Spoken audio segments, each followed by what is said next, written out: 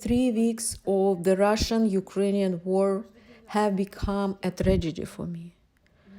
Every day I get up at 4 or 5 a.m. and I want to believe that it was just a nightmare.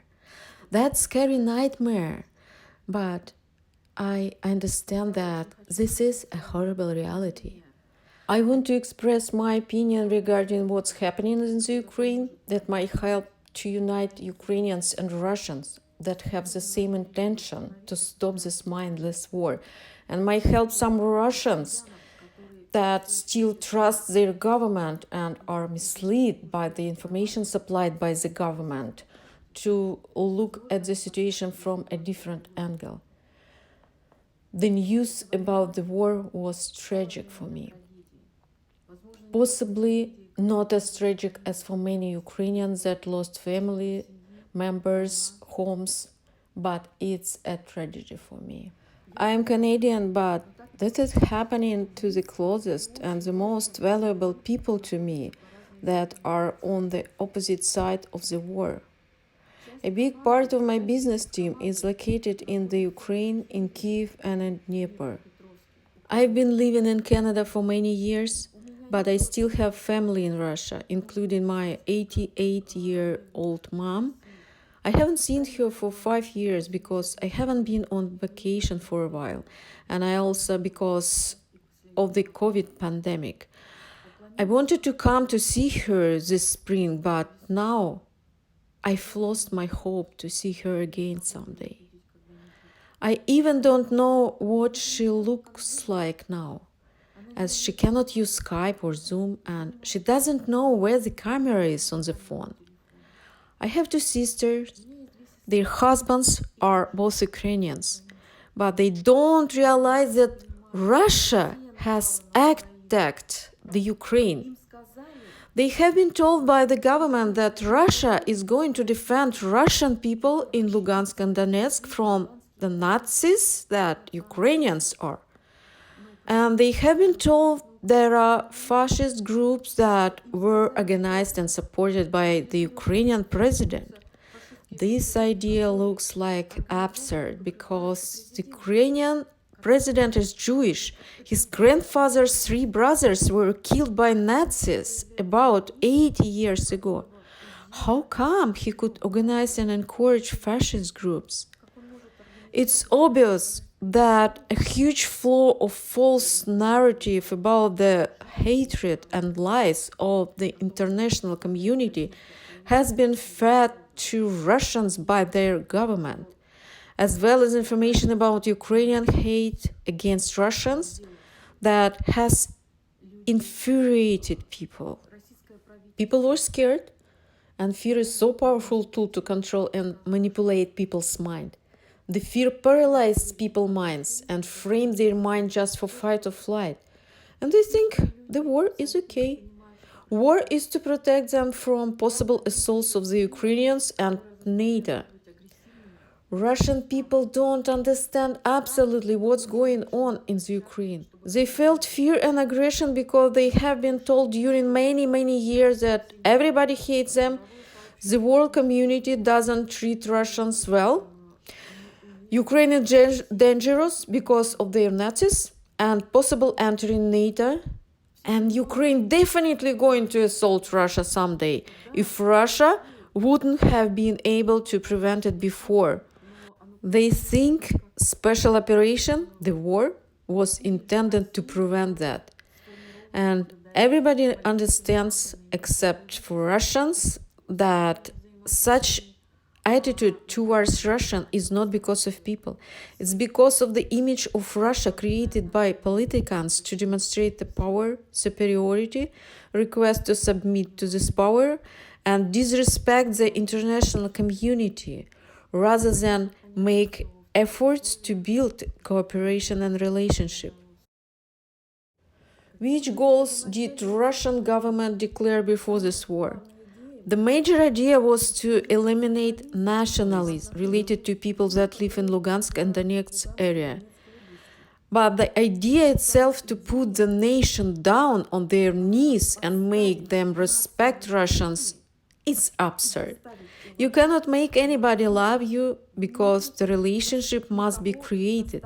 Relationship that would be comfortable for both sides. How it's possible to make people respect your nation but putting down their nation? Russians, how can you trust your government that lies to its own citizens? Governments that declare they are going to protect Russian people in Lugansk and Donetsk, but Russians that were expected to be rescued are actually fleeing their homes because their houses are destroyed. Innocent people are killed, and they have to run for their own lives.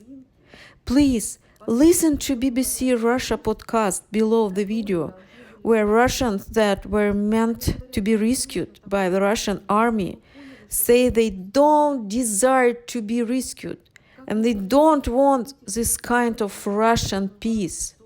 How can you trust government that declared the aim was going to be just military facilities, but instead destroyed residential buildings, houses, kindergartens and hospitals?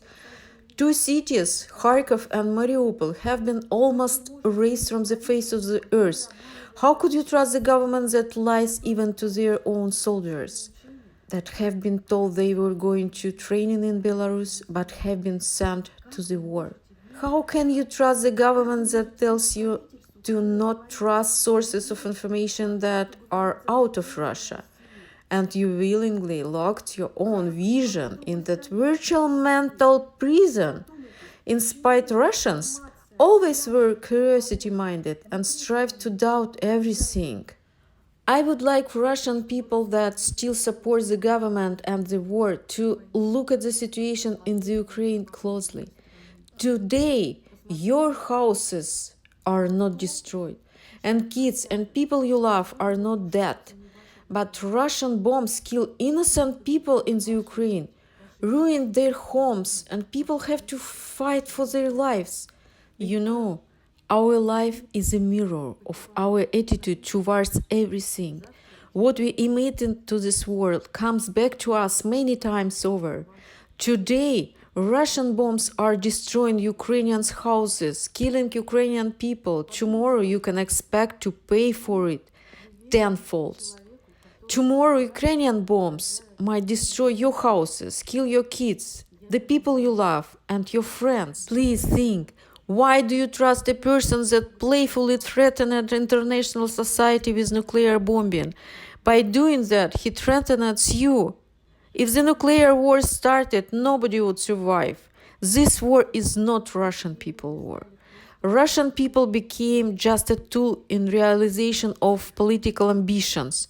Russian people are very kind. Russian people are able to sacrifice themselves for somebody. There are a lot of heroes that we always admire, and a lot of wonderful and kind people, such as the woman Ovsyannikova that appeared in the airtime of the main Russian TV channel to tell people about the huge lie of the government. She urged people to distrust the government. She is a journalist. She took a huge risk doing that. She is under criminal trial now, and according to the new Russian law, she might spend up to 15 years in prison. And we admire Russian soldiers who told the Russian people to stop this war. They didn't even know that they have been sent to the war. Russians that are supporting this horrible war think, can the war prolongation improve the situation for anyone? Would the situation of people in Donetsk and Lugansk be improved? No. Many of them left their homes and fled. Can war prolongation improve Russian people's life? No. The war has brought Russia to the brink of a huge disaster. A social, economical, political, and humanitarian crisis. Many Russians, those people that are trying to stop the meaningless war, cannot live with a sense of suffocating guilt. Just think about them. Whose life might be improved by continuing this war? What the worst result has to be to improve anyone's situation.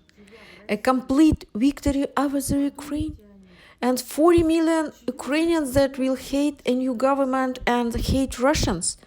Those situations may become better. Think about it. I hope that Russian people that still sacredly believe in the Russian government and its fairy tale that Russia only defend their own people in the war rather than attacks Ukrainians will be able to take a look at the situation not as players on the team, the strategy of which they need to justify no matter what. I hope they will be able to see the situation as humans with their hearts. And I hope they will be able to analyze what is the probability of the government telling them the truth that contradicts the truth that people and governments of about 200 countries tell. Why would you allow yourself to look in this virtual mental informational looking glass? And why do you not want to get out of that looking glass, to see the reality as it is? And I hope you will join the society that wants to stop this war as soon as possible. Dear Ukrainians, I want to express the deepest regret and genuine apology on behalf of myself and many Russian people that strongly condemn this war. A lot of hope that Ukrainians and Russians, united by the same intention to stop this war as soon as possible, will be able to join the forces and prevent national hate that weakens and destroys our society.